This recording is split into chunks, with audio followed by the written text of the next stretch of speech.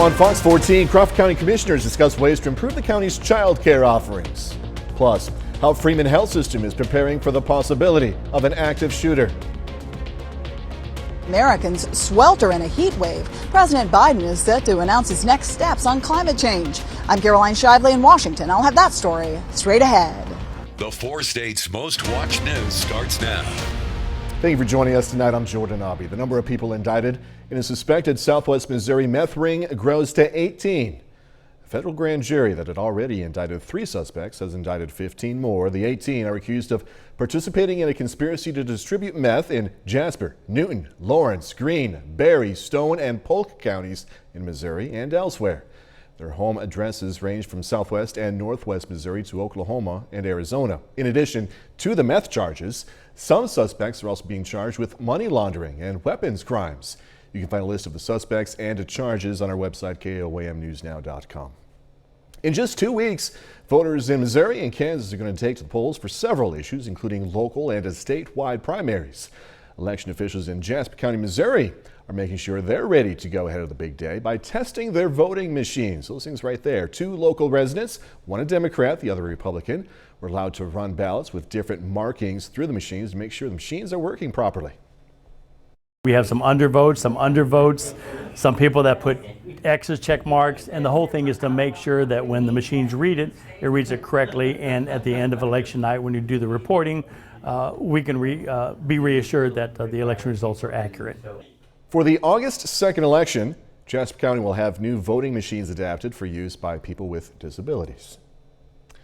Freeman Hospital in Joplin is making sure its workers and area first responders are prepared for the possibility of an active shooter situation. You got to do it these days.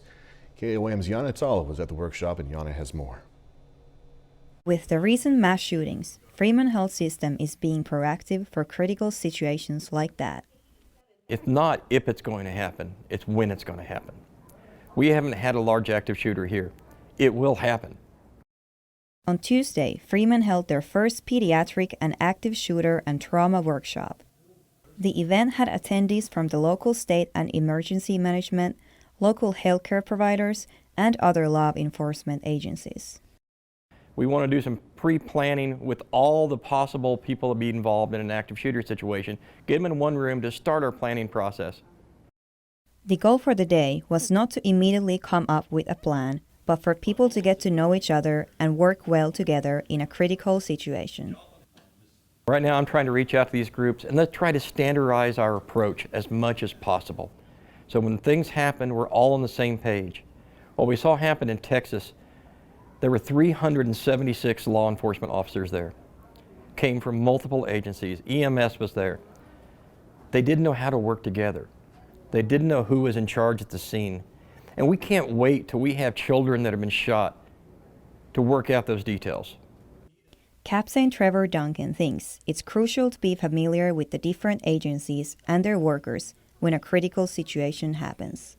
As law enforcement and multiple other agencies, it's our role to be prepared for that, and by creating a partnership with different businesses and agencies and hospitals and things like that, we're all more prepared for it. We're all more ready to respond.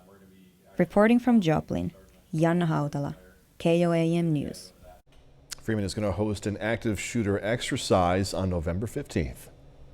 Some future teachers can look forward to an easier process transferring universities. Crowder College and Missouri Southern held a signing ceremony to cement their new 2+2 program. The program aims to create a pathway for teacher education students at Crowder College to complete their education at Missouri Southern. Officials say they want the transition from a 2-year college to a 4-year to be more seamless, so that students know exactly which courses to take at Crowder in order to transfer into as a junior at Missouri Southern, lose no credits, be ready to move forward in 2 years, be ready for a career in teaching. The program intends to add more areas and will also be available online. Heat is taking a toll on many crops. It's not just your typical farm, though, that's being impacted. KOAM's Carrie Worthen went to Stott City, Missouri, where an agritourism sunflower farm is also seeing this impact.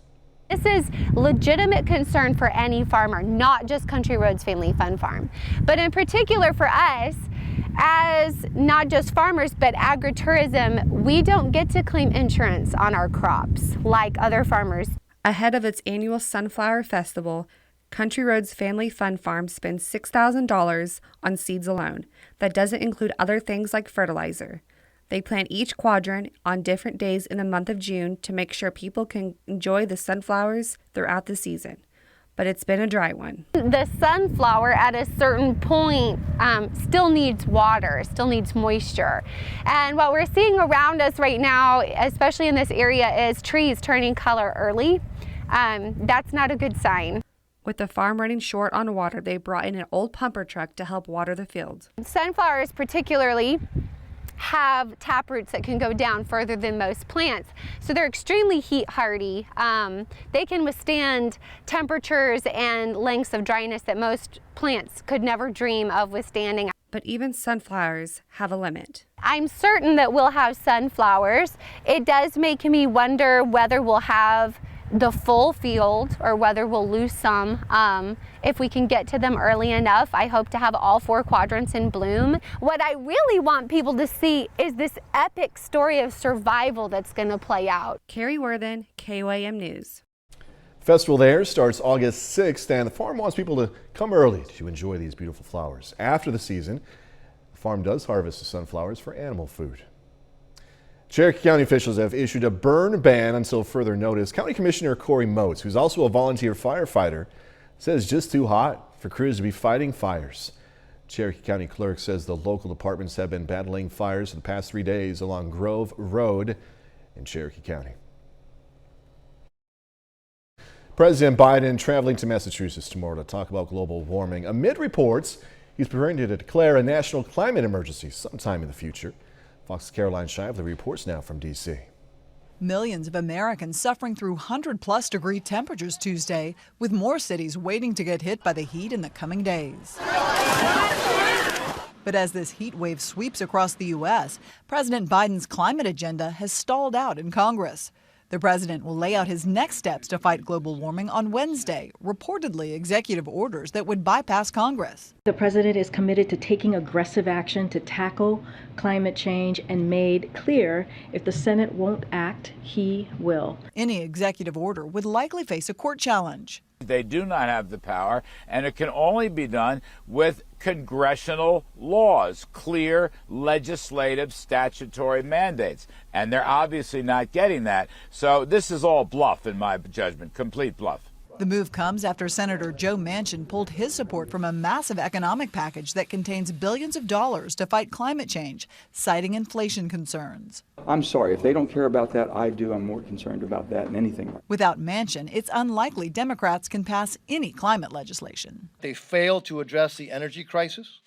They actually make it worse. They pursue some partisan climate initiatives. On something as important as climate, an existential threat to the country, I will make every effort, even when it seems to be an uphill fight, because it's so important. A recent Pew Research poll finds that Americans disagree about how to handle climate change, but 58% believe the federal government isn't doing enough about it. In Washington, Caroline Shively, Fox News. KOAM News at 9, give or take on the time on Fox 14, takes this time now to honor another four-state hero. John Rice Jr. served in the U.S. Army during the Vietnam War. We are very proud to thank and salute Private First Class John Rice Jr., a native of Mountain Valley, Kansas, tonight's four-state hero. Doug Eddy's next with a complete look at the forecast, and later, a trio of local college players earning their shot at professional baseball. Going to have those details in sports. Well, of course, another super hot day for us today. Today is day number 9 that we have hit 100 degrees so far this summer, which is well above our average. We only average doing it 1 or 2 times a summer. Mid-90s yesterday, well above 100 for us today, about 104, 105 degrees. Look at our temps. Still, we're sitting low to mid-80s, northern counties, and then still near 90. Southeastern parts of Kansas, Oklahoma, and then down through northwestern parts of Arkansas. But we aren't alone. The entire Central Plains has really warmed up. You can see a little wind shift line. That is a cold front that is going to head toward us as we go into the daytime hours tomorrow. It's not really going to affect our temperatures much, but it will keep our humidity down. Most of our dew points kind of in that 60 to 65 degree range. That puts us in the not bad to sticky range, and at least our humidity is going to stay okay for the next couple days. Outside right now, sitting at 90. Winds are calm, humidity is at 38%. It always comes up a little bit at night. Just a few little clouds have been rotating through, but besides that, we look pretty good. A few little thunderstorms down through central Oklahoma, and then of course you have the monsoonal season, which is out across parts of really the southwest parts of the U.S. But this high pressure dome is what is giving the Central Plains all this heat, and it really just kind of sticks around over the next few days. Actually inches toward us a bit as we head into the weekend. So we're going to stay pretty much hot, and our chances for rain just really aren't that good. Let's go through tonight. A few random clouds will drop near 80 for an overnight low. Quick warm up again tomorrow, but look at the blue arrows. This is our cold front near the I-44 corridor by 11 or noon for us tomorrow. It just brings in a little bit more drier air. But our northern counties, a little bit cooler for us tomorrow, mid to upper 90s to near 100. I think everybody else goes into lower triple digits again, but at least the humidity is not going to be awful. So our heat index is pretty much going to match or just below what our actual high is. 96 by noon, high temp 103. All right, tomorrow night we start to drop off. Again, could be an isolated thunderstorm in our southern counties, but a little bit cooler tomorrow night. We go down into lower 70s, and then again on Thursday, southerly wind returns, isolated storm, mainly our southern counties, but we should go above 100 once again, so the next few days. Heat indices tomorrow a little bit worse in our southern counties before that cold front really arrives, and then only about 100 in our northern counties. So that is good. Heat indices again on Thursday creep up 103, 104 during the afternoon. High temp tomorrow 103, 105, Thursday 105, Friday 104, Saturday 106 on Sunday, and it sticks around all the way into early next week. Jordan?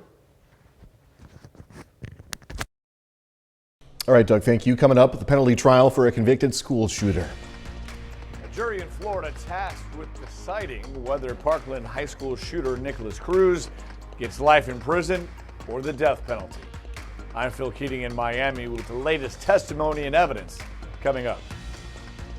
Testimony continuing today in South Florida as jurors decide between life in prison or the death penalty for convicted school shooter Nicholas Cruz. Fox News correspondent Phil Keating has the latest.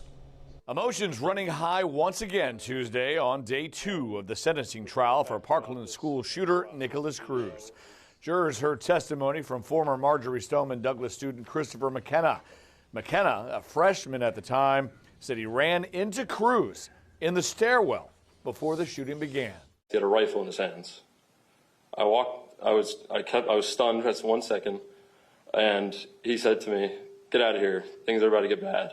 Also taking the stand, former student Alex Dworet. Dworet was hurt in the shooting, and his brother, Nick, was killed. He was 17.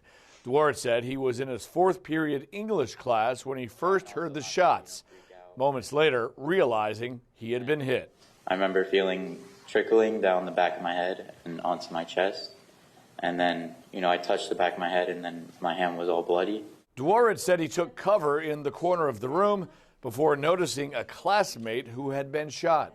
I saw a pile of blood forming under him, and I saw his body not spasming, but more trying to take his final breaths. The judge denied a motion Tuesday by the defense to not show surveillance video of the attack to the jury. The judge deciding that video will be shown to the jurors, but not the public.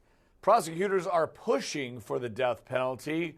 The jury will have to be unanimous in order for Cruz to get that sentence.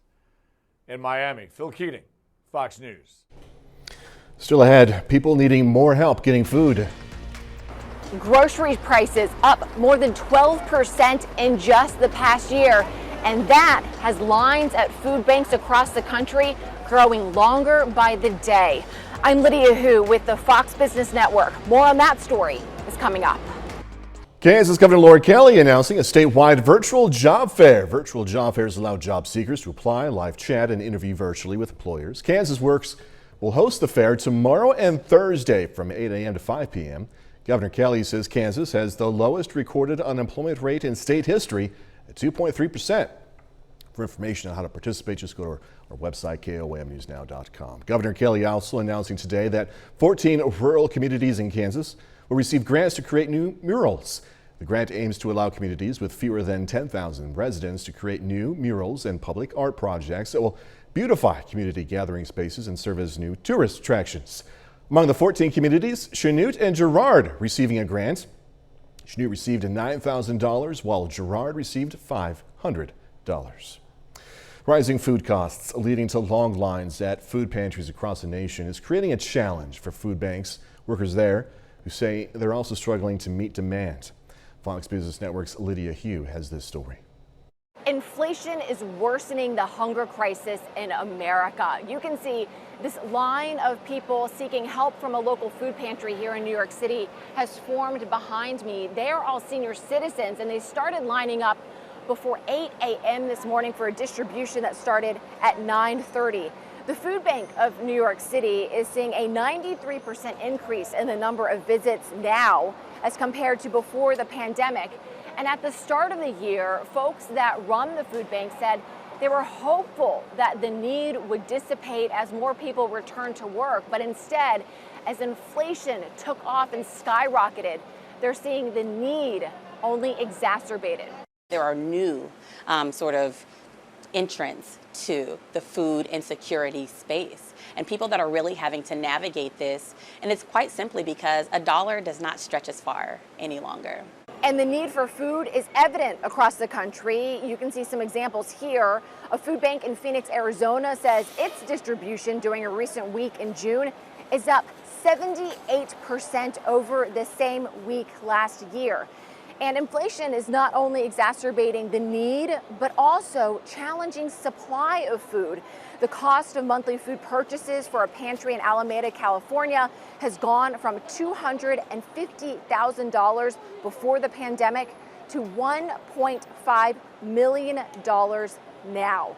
Feeding America, which is the country's largest hunger relief organization, says food banks are purchasing nearly as much food as they did last year, but they're now paying 40% more for those purchases.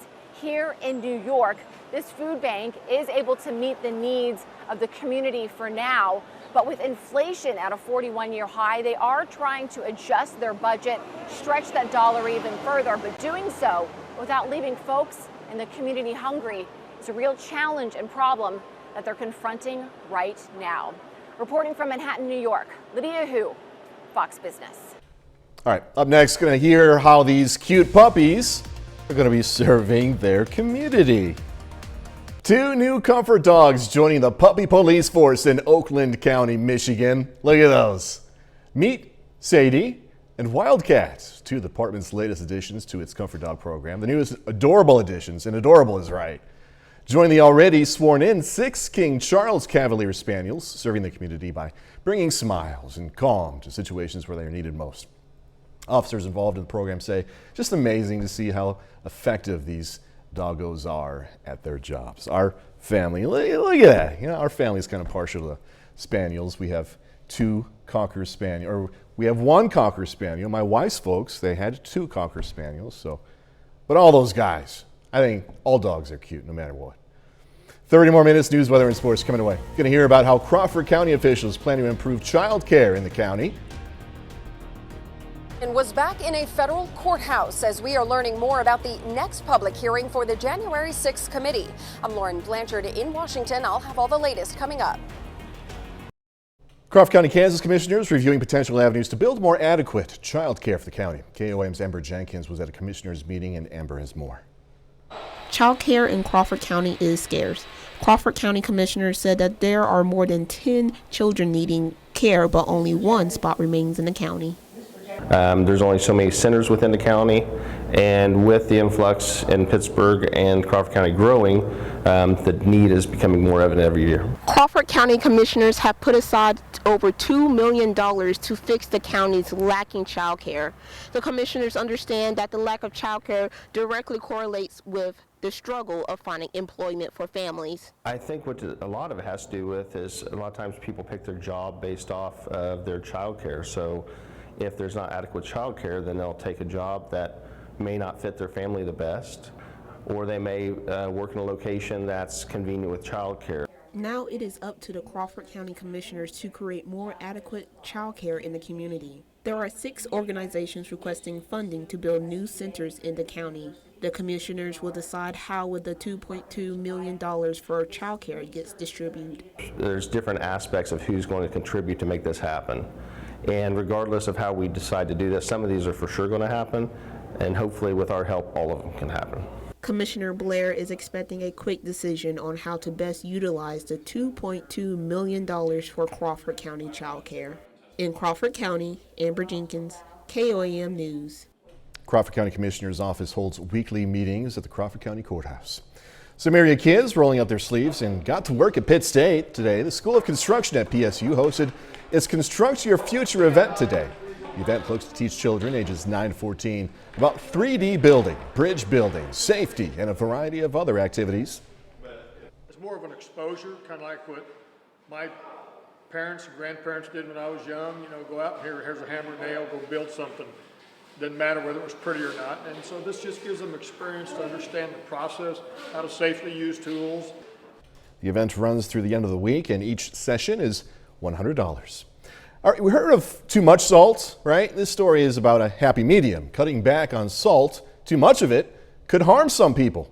Researchers asked more than 1,000 people ages 50 years and older about how much salt they add to their meals when cooking. They also tracked the participants' health for 3 years, looking at data of death from cardiovascular disease or hospital admission for heart failure.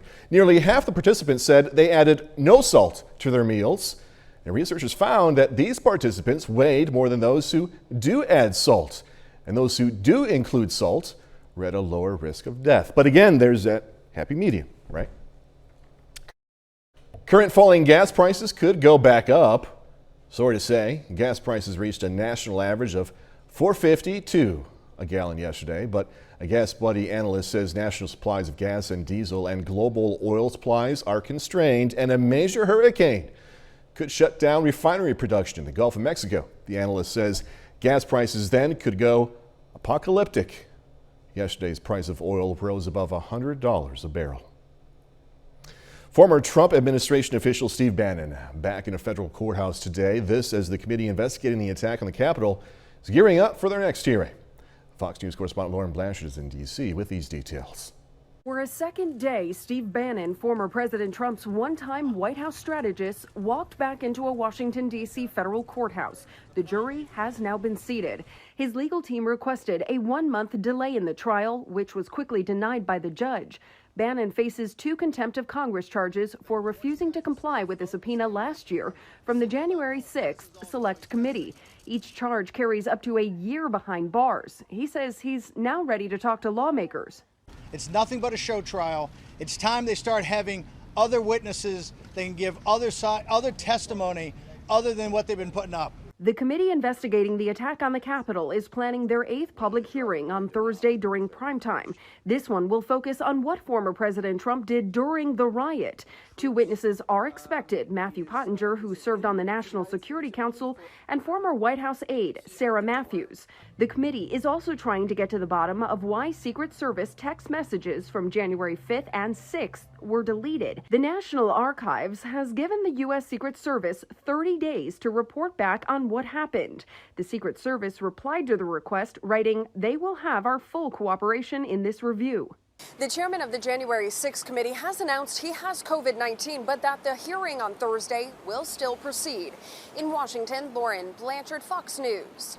A bit later, something new for people with a lot of money. Doomsday bunkers don't have to be all doom and gloom. I'm Jackie Ibanez with a sneak peek at the highly exclusive luxury survival bunkers that could soon be popping up around the world. That's all straight ahead. Well, of course, another super hot day for us today. Today is day number 9 that we have hit 100 degrees so far this summer, which is well above our average. We only average doing it 1 or 2 times a summer. Mid-90s yesterday, well above 100 for us today, about 104, 105 degrees. Look at our temps. Still, we're sitting low to mid-80s, northern counties, and then still near 90 southeastern parts of Kansas, Oklahoma, and then down through northwestern parts of Arkansas. But we aren't alone. The entire Central Plains has really warmed up. You can see a little wind shift line. That is a cold front that is going to head toward us as we go into the daytime hours tomorrow. It's not really going to affect our temperatures much, but it will keep our humidity down. Most of our dew points kind of in that 60 to 65 degree range. That puts us in the not bad to sticky range, and at least our humidity is going to stay okay for the next couple days. Outside right now, sitting at 90.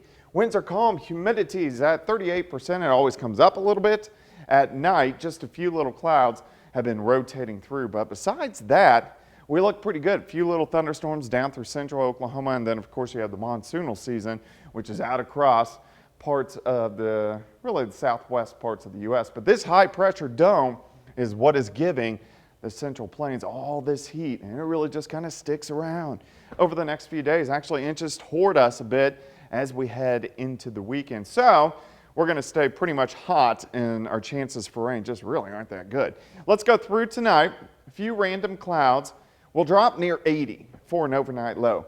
Quick warm up again tomorrow, but look at the blue arrows. This is our cold front near the I-44 corridor by 11 or noon for us tomorrow. It just brings in a little bit more drier air. But our northern counties, a little bit cooler for us tomorrow, mid to upper 90s to near 100. I think everybody else goes into lower triple digits again, but at least the humidity is not going to be awful. So our heat index is pretty much going to match or just below what our actual high is. 96 by noon, high temp a 103. All right, tomorrow night we start to drop off. Again, could be an isolated thunderstorm in our southern counties, but a little bit cooler tomorrow night. We go down into lower 70s, and then again on Thursday, southerly wind returns, isolated storm, mainly our southern counties, but we should go above 100 once again, so the next few days. Heat indices tomorrow a little bit worse in our southern counties before that cold front really arrives, and then only about 100 in our northern counties. So that is good. Heat indices again on Thursday creep up 103, 104 during the afternoon. High temp tomorrow 103, 105, Thursday 105, Friday 104, Saturday 106 on Sunday, and it sticks around all the way into early next week. Jordan? All right, Doug, thanks again. It is not just hot here, of course. Dangerously high temperatures, escalating wildfires even are scorching Western Europe. Fox News correspondent Kevin Cork has the latest on the damage as the number of deaths continue rising. Deadly heat and wildfires continue ripping across Europe. In Spain, infernos are engulfing the northwestern part of the country, where at least 2 people have died so far. On Monday, the dangerous and fast-moving flames surrounding frightened passengers aboard this train traveling through the province of Zamora. The fire's close proximity stoking fears. My take of this is that, whoa, this is what firefighters are seeing every day, and this is how quickly a fire can spread. Meanwhile, flames also tearing through southwestern France Monday, forcing more than 3,000 people to evacuate. Erratic winds making it challenging for the roughly 2,000 firefighters working round the clock to prevent the fires from continuing to spread across bone-dry terrain. It's a negative element in the battle against the fire, an enemy. But the fires are only half the battle, fueled in part by an insane heat wave looming over Western Europe. In England, where air conditioning is not common, folks are flocking to beaches to try to find relief from the sky-high temps, reaching at or near 100 degrees across several communities. We've been here for 25 years and we've never known heat like this here. In France, the mercury boiling over 100 degrees on Monday, forcing folks stuck outside to seek shade and hydrate. Temperatures in France and England could reach at least 106 degrees on Tuesday. This comes as more than 700 heat-related deaths have been reported in Spain and Portugal this month alone.